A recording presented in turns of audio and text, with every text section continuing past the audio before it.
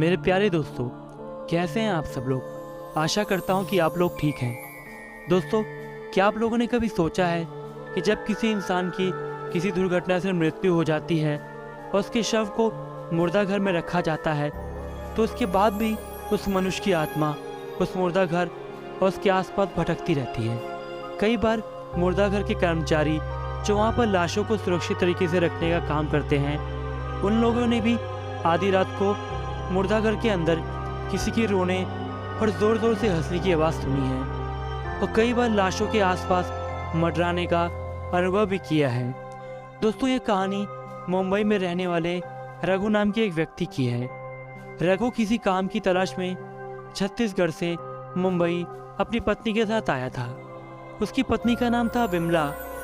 जब रघु अपनी पत्नी के साथ मुंबई पहुंचा तो उसके पास रहने के लिए कोई जगह नहीं था और न ही उसके पास कोई काम था। रघु और उसकी पत्नी ने 2 दिन तो किसी तरह वहाँ के रेलवे स्टेशन पर काट लिए। फिर रघु ने अपनी पत्नी को रेलवे स्टेशन के वेटिंग हॉल में रुकने को कहा और बोला, विमला तुम यहीं रुको, मैं शाम तक कहीं रुकने और नौकरी की तलाश करके आता हूँ। फिर रघु वहाँ से चला गया और दिन भर इधर से उधर भटकने लगा। वो ज़्यादा पढ़ा लिखा नहीं था, सिर्फ 10 तक पढ़ा था, तो उसे कहीं भी नौकरी नहीं मिल रही थी। उसे नौकरी ढूंढने में बहुत मुश्किल हो रही थी और उसके पास पैसे भी बहुत कम थे, इसलिए उसको छोटा सा भी घर नहीं मिल पा रहा था। रघु को घूमते घूमते शाम हो गई थी, तो वो थक हार कर निराश होकर वहीं बगल में बने फुटपाथ पर बैठ गया था। तभी रास्ते में जा रहा एक आदमी उससे पूछता है कि वो इतना परेशान क्यों लग रहा है। तो उसने अपना सारा हाल उस आदमी को बता दिया। फिर वो आदमी रघु से बोलता है, तुम परेशान मत हो, मैं इधर ही पास में बने एक अस्पताल के पास रहता हूँ और अस्पताल के बगल में जो मुर्दा घर है उसमें ही रात को काम करता हूँ। रात को यहाँ काम करने की वजह से मुझे अच्छा खासा पैसा मिल जाता है और किराया भी नहीं देना पड़ता। रघु तुम परेशान ना हो, मैं तुम्हारी नौकरी इधर लगवा दूंगा। फिर वो आदमी रघु की नौकरी उधर लगवा देता है। फिर वो अपनी पत्नी के साथ उधर ही सारा सामान लेकर आ जाता है। रघु नौकरी के पहले दिन मुर्दाघर पहुंचता है तो वो क्या देखता है कि एम्बुलेंस से लाशें आ रही हैं और वहाँ के कर्मचारी उसको उठाकर एक कमरे में ले जा रहे हैं। ये सब देखकर उसके रोंगटे खड़े हो जाते हैं। वो इस काम को नहीं करने का मन बनाता है, लेकिन ये सोच के कि फिर नौकरी कहाँ से मिलेगी, वो अपने कदम पीछे कर लेता है। कुछ देर बाद एक लाश आती है। वहाँ के कर्मचारी बात कर रहे थे कि ये लड़की जो इस एम्बुलेंस से निकल रही है, इसने फांसी लगा के अपनी खुदकुशी कर ली है। भाई लोग, तुम्हें क्या पता है, अगर कोई फांसी लगा के अपनी जान दे देता है तो उसकी आत्मा हमेशा आसपास भटकती रहती है। फिर तभी एक कर्मचारी बोलता है, हे राजू, जल्दी आ इधर, इस लाश को मुर्दा घर में ले चल। रघु की तो डर के मारे कपकपी छूट जाती है। फिर वो भी लाश को नीचे से पकड़ लेता है और मुर्दा घर में वे लोग उस लाश को रख देते हैं। मुर्दा घर में रघु पहली बार गया था। हर तरफ लाशें देखकर रघु को पसीना आ जाता है।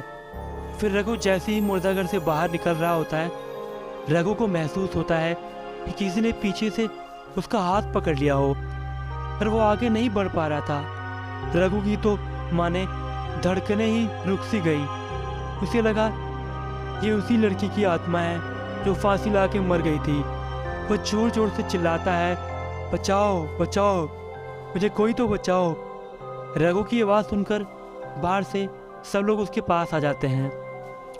वो कहता है, वो मुझे मार डालेगी, वो लड़की मुझे मार डालेगी, वो आत्मा मुझे मार डालेगी।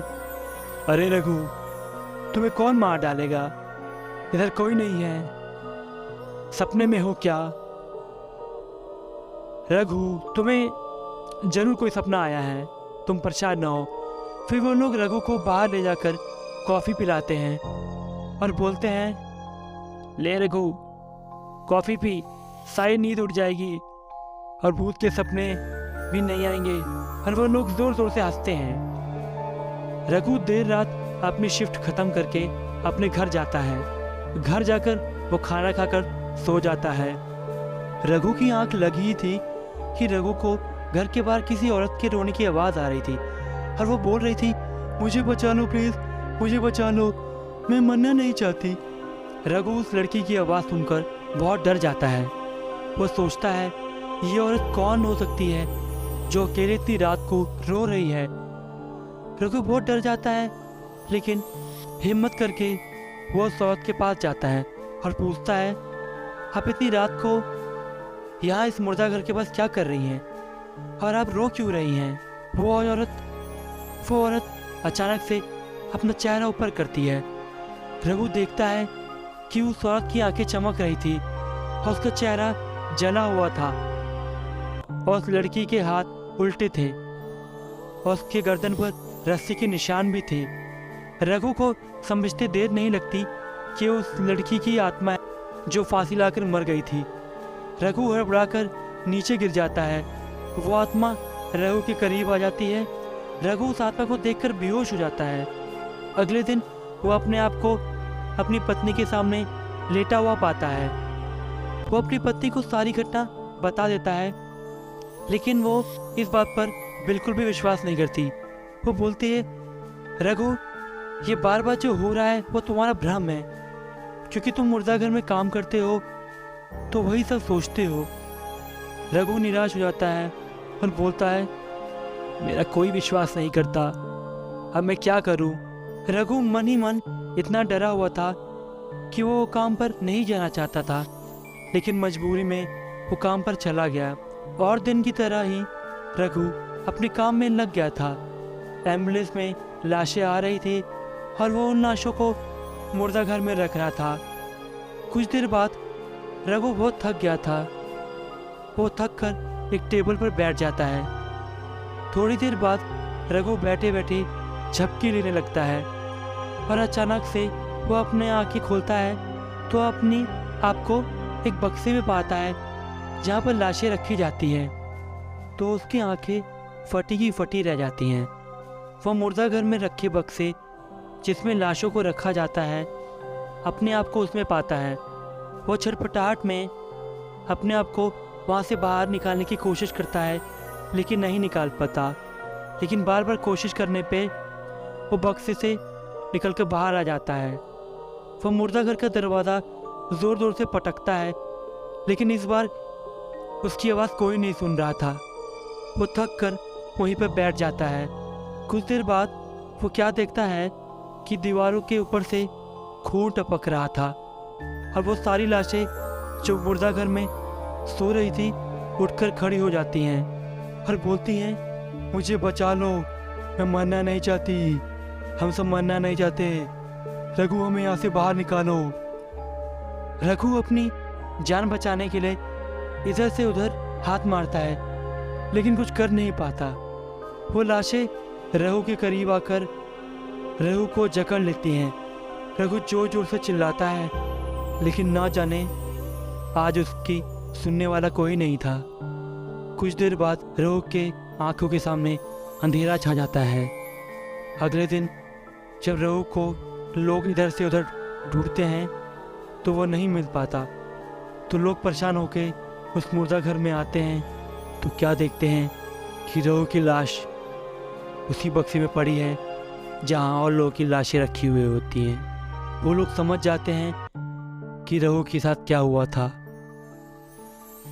अभी भी वहाँ की कर्मचारी बताते हैं कि रात को वहाँ की लाशें जिंदा हो जाती हैं और मुर्दा घर के पास घूमती रहती हैं और अभी भी अपने आप को बचाने की गुहार लगाती रहती हैं। दोस्तों, अगर आपको ये वीडियो पसंद आई तो इस चैनल को लाइक कीजिए, सब्सक्राइब कीजिए और बेल आइकन दबाना ना भूलें।